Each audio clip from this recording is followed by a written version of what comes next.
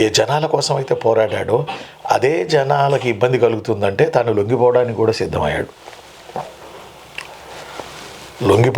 సిద్ధమయ్యాడు.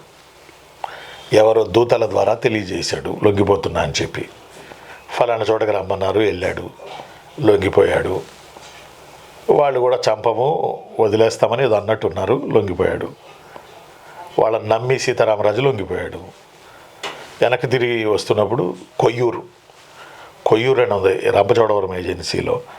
కొయ్యూరులో జరిగిన ఎన్కౌంటర్లో సీతారామరాజుని మేజర్ గుడాల్ కాల్చి చంపేశాడు.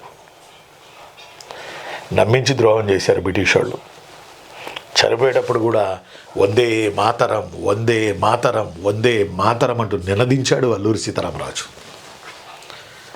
ఏ జనాల కోసమైతే తాను ఒక వైద్యుడిగా కేడీపేట దగ్గర నీలకంఠేశ్వర స్వామి దేవాలయం దగ్గర ఆయుర్వేద వైద్యుడిగా కాయకల్ప చికిత్స చేస్తూ తన జీవితాన్ని గడుపుదాము వచ్చిన అల్లూరి సీతారామరాజు కోయకొండదొరల ప్రాబ్లమ్స్ను చూసి, అటవీ చట్టాలను చూసి తన మనసు చలించి అందరిలాగా బతకకుండా తను చిట్టగాంగ్ వెళ్ళి ట్రైనింగ్ అయ్యి అష్ఫాకుల్లా ఖాన్, రోషన్ లాల్ అనే వాళ్ళ దగ్గర చిట్టగాంగ్ ఎక్కడ బంగ్లాదేశ్ బోర్డరు అక్కడ ట్రైనింగ్ అయ్యి గెరిలా వార్లో మళ్ళీ తిరిగి వచ్చి దళాన్ని తయారు చేసి అటవీ చట్టాలను బలవంతంగా వీళ్ళ మీద కోయా కొండదర్ల మీద రంపచోడవరం ఏజెన్సీలో రుద్దుతున్న బ్రిటిష్ వాళ్ళను చంపుకుంటూ వీళ్ళ హక్కుల కోసం పోరాడుతూ వీళ్ళ చదువు కోసం పోరాడుతూ వీళ్ళు ఇబ్బసారా తాగడం మానిపించడానికి ప్రయత్నం చేస్తూ ఇలా చేస్తూ వాళ్ళ హక్కుల పరిరక్షణ కోసం సీతారామరాజు బ్రిటిష్ వాళ్ళ మీద తలపడి పోరాడుతూ చివరకు వాళ్ళ కొరకే తాను చనిపోయాడు.